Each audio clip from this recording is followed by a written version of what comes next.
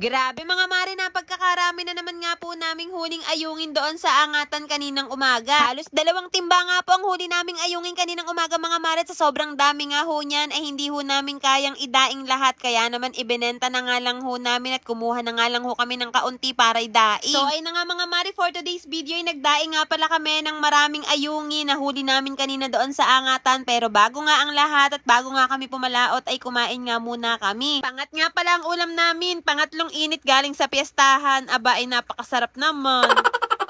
Para nga pala doon sa mga nagtatanong kung kamusta na nga daw si Oranggi at si Blacket, eto na nga po si Oranggi at si Blacky naman mga mare, nandun nga ho sa isa naming bangka. Gustong-gusto nga sumama ni Oranggi, kaso nga lang hindi na nga ho namin siya isinama dahil sasalok nga ho kami ngayon ng mga ayungin. Kakaunti nga nakain ko kanina mga mare, kaya naman eto't nagdala nga ako ng kape at saka tinapay. Napakasarap kasi talagang magkape dito sa bangka habang nanonood nga sa aking buyok. Simula kasi nung nagpa-breastfeed na nga ako kay Storm ay para na talaga akong laging ginuguto. Kaya eto, kahit kape tinapay nga lang kinakain ko dito sa bangka ay talaga namang enjoy na enjoy ko ang pagkain dahil tingnan nyo naman ang view mga mare, talaga namang napakaganda. Minamadali nga ako ni Buyo kanina mga mare, kaya naman kakaunti nga ang nakain ko dahil aabutin nga daw kami ng init ng araw. Maya-maya nga lang nakikita na nga namin ni Buyo ang liwanag ng sikat ng araw at grabe, orange na orange mga mare at parang bang init nga ngayong araw. Ilang araw na kasing ulan-ulan dito sa amin, kaya naman hindi nga kami madalas makapalaot ni Buyo at ngayon na nga lang ulit na ulit. Kaya kaninang madaling araw nung pumalaot nga siya ay nakita nga niya yung maraming ayungin sa takip, kaya naman agad na nga niya akong dinuungan. Mas nauna nga pumalaot si Buyo kaysa sa akin mga mare, at madaling araw pa nga lang ay nandito na nga siya dahil bandami nga niyang ginagawa. Sinasamantala ho kasi niya ang pagkakataon na maraming nahuhuli sa takip ng aming cage mga mare, at noong nakakaraan nga ay napagkakarami nga ho naming nahuhuling mga similya ng tilapia at ngayon naman ay mga ayungin. Grabe mga mare, namumuti nga ho sa ayungin ang takip ng aming cage at sabi nga ni Buyok ay paldo na naman daw nga kami ngayong araw. Ngayon na lang kasi naulit mga mare yung marami nga kaming nahuhuling ayungin dahil nung nakakaraan nga ay kakaunti pa yung nahuhuli namin. Kulay silver talaga ang kulay ng ayungin mga mare, pero kung mapapansin nyo nga sa video ay parang may konting dilaw-dilaw dahil nasisikatan po siya ng araw. Ayungin ang kulay orange. Kulay orange, oh. Kulay orange guys, oh. Grabe.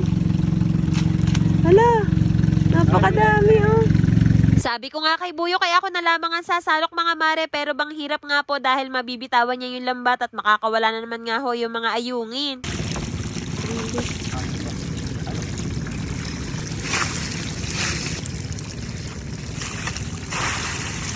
Grabe.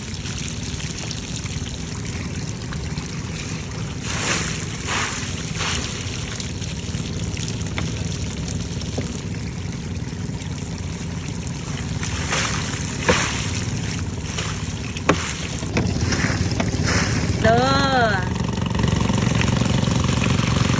grabe. Ganyan ba yan? Tatalo na. Saan ba dito? May nakita ako dito. Namimili tayo ng pang-ulam guys, oh. Ayok. May nakita pa ako dito, eh. Ayan. Grabe, ang laki, oh. Ayan, tatap. Grabe, paldo guys, oh. Medyo mataas na nga sikat ng araw ng mga oras na yan, pero hindi pa naman masakit sa balat mga mare, kaya naman inangat na nga rin ni Buyok yung mga ipon niyang ayungin ng mga nakakaraang araw pa. Hindi ko nga alam na marami pa pala siyang huling ayungin doon sa kanyang ipunan mga mare, kaya naman ayan at nadagdagan pa nga yung aming huli ngayong araw. Medyo maliliit nga itong huli naming ayungin na tamang-tama nga lang itong pandaing mga mare. Halos 2 timbang malaki nga ang huli namin at hindi nga namin ito kayang idaing lahat, kaya naman ibinenta na nga lang namin yung iba. Kumuha nga lang ako ng kaunti para may maidaing nga kaming dalawa ni Buyok at syempre para may pang-ulam na nga rin. Maliliit nga ang ayungin kaya naman medyo nahirapan nga ako sa pagdadaing at ang kailangan nga dito mga mare matalas na kutsilyo. Akala ko nga ay kakaunti lamang ang nakuha ko, pero bandami na rin pala nito, lalo na nga kapag mag-isa lamang akong gagawa. Si Buyok kasi ay bumalik sa laot dahil inaayos nga niya ang aming angatan para sa susunod nga daw mas marami pa nga rin kaming mahuling ayungin. Madali lang naman itong idaing mga mare at ang kailangan nyo nga lang gawin ay hahatiin nyo nga lang ito sa gitna at tatanggalin ang mga bituka. Sa buntot nga ako nagmumula papunta sa ulo para mas madali ko nga itong mahati. Diyos ko mga mare, sa sobrang liliit nga nito ay talaga namang nanakit nga ho ang aking likod, pati na nga rin ang aking mga daliri at mga kamay. Habang nagdadaing nga ako mga mare, binabad ko na nga rin pala ito sa tubig na may kaunting asin, pero mamaya ay dadagdagan ko pa nga ito tapos lalagyan ko pa nga ito ng betchin. Yun kasi ang nagpapalinamnam sa daing na ayungin mga mare, grabe sobrang sarap po talaga nito kapag ito ay natuyo na at naiprito. Nung malapit na nga akong matapos, nagdagdag pa nga ako ng asin at ng betchin at ibinabad ko nga lang ito ng ilang minuto. Tapos maya-maya nga lang ibibilad ko na nga rin ito dahil sumisikat na nga ho si Haring Araw. Kailan pa talaga namin balak magdaing ni Buyo, kaso nga lang sobrang ulan nga nung mga nakakaraang araw, kaya naman ngayon nga lang kami natuloy. Tapos maya-maya lamang inasikaso ko na nga rin ang aming pagbibilaran mga maret. Dito nga namin sila ibibilad sa ginawa ni Buyok na lambat. Sobrang hirap talagang magdaing ng ayungin mga mare, lalo na nga kapag kabang liliit dahil napakarami nga ho nitong proseso bago pa ito makain. Kagaya nga nito, pagkatapos nga naming madaing, matanggalan ng bituka at maibabad nga ho sa asin at betchin, ay eto naman ang aming gagawin at ibibilad nga ho namin ito at iyahanay nga ho namin ito isa-isa dito sa lambat. Nagtatawanan pa nga kaming dalawa ni Buyok mga mare dahil ibang-iba talaga yung salansan niya sa salansan ko sa ayungin, dahil yung salansan nga niya hindi nga mawarian kung saan nga papunta. Nyas kaday! Ang daing na ayungin nga ang in-demand na trabaho ngayon dito sa isla mga mare dahil napakarami ho talagang nahuhuling ayungin sa lawa. 50 pesos nga ang bigay namin sa mga nagdadaing ng ayungin mga mare, at kapag nga ito ay natuyo na, mahal-mahal na nga ito kapag ka naibenta na nga sa market. Siguro nagre-range nga sa 400 to 600 pesos ang benta nito sa market mga mare kapag katuyo na, kaya naman marami nga ang gustong magdaing ngayon. Aba, sa hirap nga ng buhay ngayon kahit bang hirap nga ng proseso ng pagdadaing talaga namang mapapadaing ka, mapapadaing pala.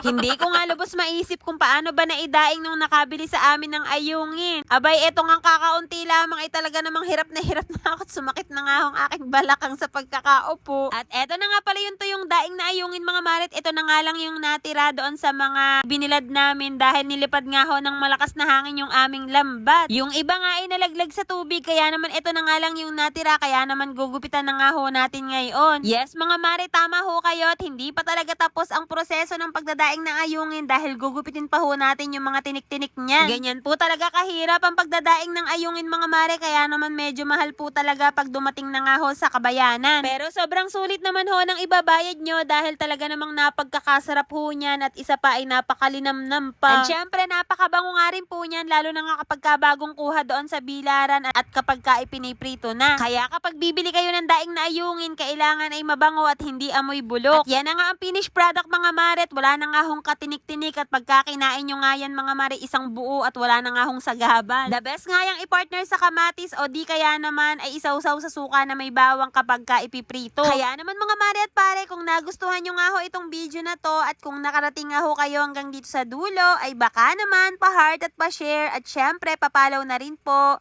Yun lang mga mare, maraming salamat sa panonood and see you on my next vlog. Bye!